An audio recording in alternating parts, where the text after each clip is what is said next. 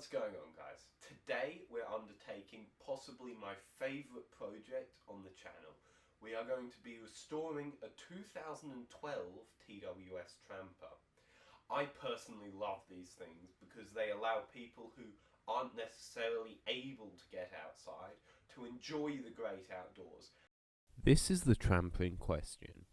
It's from 2012 and I would consider in pretty good nick for being over 10 years old. There is a lot of dirt on this particular one, as well as significant rust on a lot of the components. The plastic components are also showing a bit of yellowing with their age.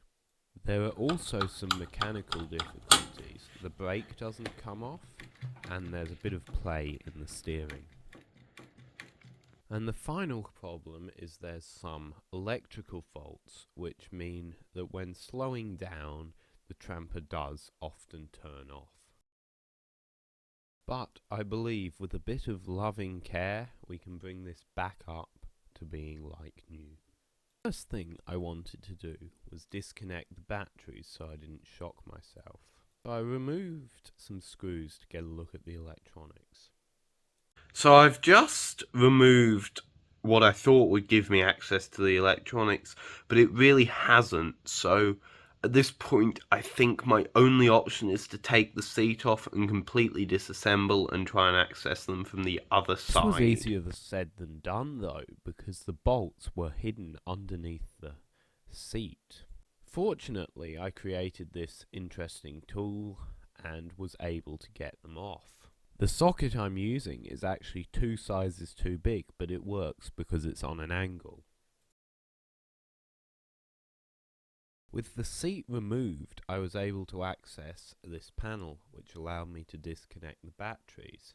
However, I was unable to access the main electronics through the panel I had initially wanted to remove. Luckily for me, I was easily able to pop this panel out and gain access to the electronics from the top. I've disconnected the batteries now, but I have realised, unfortunately, I am going to have to completely remove them because they're blocking my access, which sucks because they're really heavy. Now with all the cables removed, I should be able to grab the 2 handles.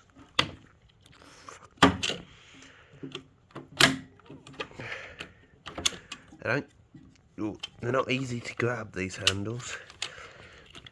And then we just...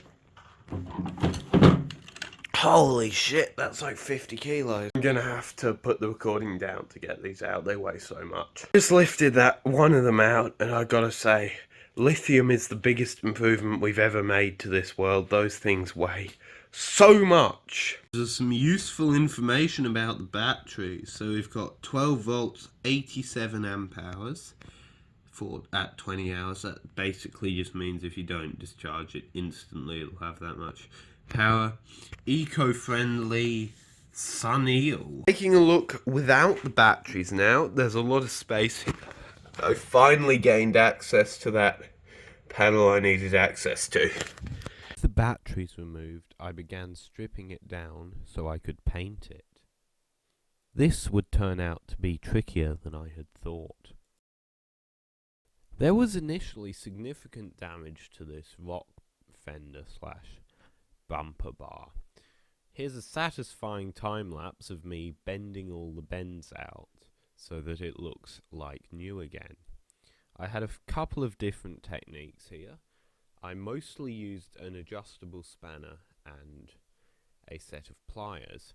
However, I also did use a large flathead screwdriver to knock high points down.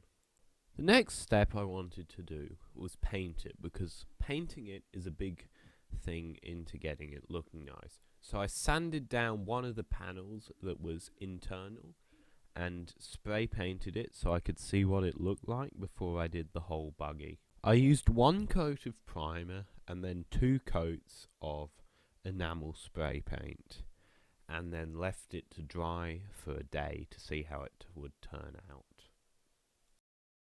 We have here the panel from yesterday that we painted, and it's come out really nicely when it's dried down, which is exactly what we're looking for. So we've just got to get this kind of coat on the whole thing, and it's going to look really nice. So now I knew that the paint looked amazing. The only issue was I had to remove the back axle before I could paint it. Unfortunately, the footage I took of that, I was in the way of the camera, so you only got to see my back. But let's skip to the part where the axle's removed. I've successfully dropped the axle. We've got just the chassis, and then over here we've got just the axle. Masking it up is pretty boring, so I've skipped to where I masked it, and now I'm just spraying on the primer. The primer's pretty good and uniform, so I'd say this was a success.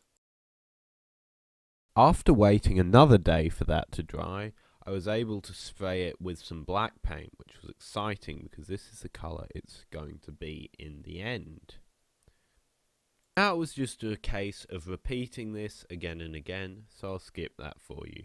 As we've finally finished painting, and it looks amazing. All the way down here.